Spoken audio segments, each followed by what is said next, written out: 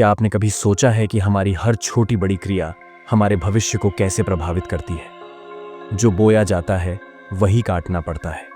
इसे ही कर्म का नियम कहा जाता है। हम अपने जीवन में कई बार सोचते हैं, मैंने तो किसी का बुरा नहीं किया, फिर मेरे साथ ऐसा क्यों हो रहा है? या कई बुरे लोग बिना किसी सजा के क्यों फल फूल रहे हैं? लेकिन क्या सच में कर्म का असर हमारे जीवन में दिखता है? क्या यह कोई रहस्यमय शक्ति है या हमारे ही कार्यों का प्रतिबिंब? आज हम इसे एक प्रेरणादायक बौद्ध कथा के माध्यम से समझेंगे। संस्कृत में कर्म का अर्थ है क्रिया, यानी हम जो भी सोचते हैं, बोलते हैं और करते हैं वही हमारा कर्म होता है। कर्म का नियम क्या कहता है? हर कर्म का एक परिणाम होता है। जैसे बीज बोने से पेड़ उगता है, हम जो भी कार्य करते हैं वे हमारे भविष्य को आकार देते हैं। कुछ कर्मों का फल तुरंत मिलता है, इंस्टेंट कार्मा। कुछ कर्मों का फल सही समय पर मिलता है, डिलेड कार्मा। लेकिन क्या कर्म हमेशा निष्पक्ष होता है? आइए इसे एक इंस्पिरेशनल स्टोरी से समझते हैं। एक दिन एक राजा गौतम बुद्ध के पास आया और बोला, भगवान, मैं सदा धर्म के मार्ग पर चलता हूं, दान पुण्य करता हूं, फिर भी मेरे जीवन में दुख बना रहता है।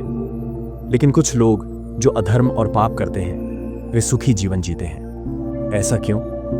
गौतम बुद्ध मंद मंद मुस्कुराए और बोले, राजन, उत्तर तुम्हारे प्रश्न में ही छिपा है, पर इसे समझाने के लिए मैं तुम्हें एक कथा सुनाता हूं। प्राचीन समय में एक नगर में दो व्यक्ति रहते थे, एक अमीर व्यापारी और एक निर्धन भिखारी।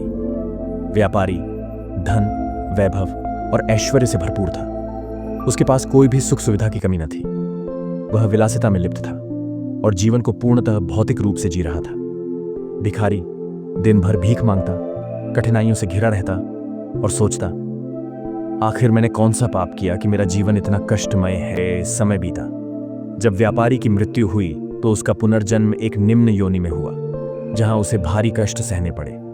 वहीं जब भिखारी ने देह त्यागी तो उसका पुनर्जन्म एक समृद्ध और शक्तिशाली राजा के रूप में हुआ। राजा गौतम बुद्ध से चकित होकर बोले, भगवान, यह कैसे संभव हुआ? एक जो जीवन भर भोग विलास में रहा वह निम्न योनि में चला गया, और जो जीवन भर भूखा प्यासा रहा वह राजा बन गया। गौतम बुद्ध ने मुस्कुराकर कहा, राजन, यही कर्म का रहस्य है। व्यापारी अपने पिछले जन्म में एक लालची और निर्दयी राजा था, जिसने अपनी प्रजा का शोषण किया, अन्याय किए। इसलिए इस जन्म में उसे धन संपत्ति तो मिली, लेकिन वह अगले जन्म में कष्ट भोगी बना। दूसरी ओर भिखारी अपने पूर्व जन्म में एक दयालु संत था, जिसने सेवा और दान किया, परंतु उसके कुछ शेष कर्मों के कारण उसे एक जन्म का कष्ट भोगना पड़ा। लेकिन वह अगले जन्म में राजा बन गया, क्योंकि उसके पुण्य कर्मों का फल समय पर मिला।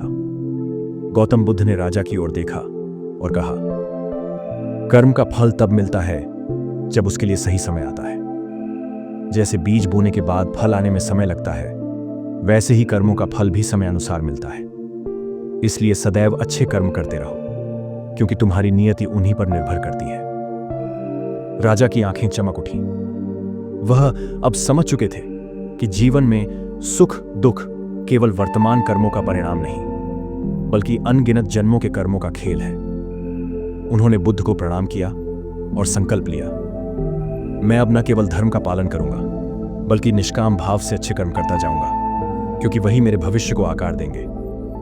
कर्म अनिवार्य है, वे नष्ट नहीं होते, बल्कि समय आने पर फल अवश्य देते हैं। अच्छे कर्म का परिणाम देर से ही सही, लेकिन निश्चित मिलता है। जीवन में जो भी मिल रहा है वह केवल इसी जन्म का नहीं, बल्कि पिछले जन्मों का परिणाम भी हो सकता है।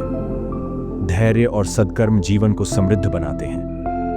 किसी के भाग्य को देखकर अपने कर्म मत बदलो, अपने कर्मों को देखकर अपने भाग्य को संवारो। सही कर्मों का फल देर से ही सही, लेकिन निश्चित रूप से मिलता है।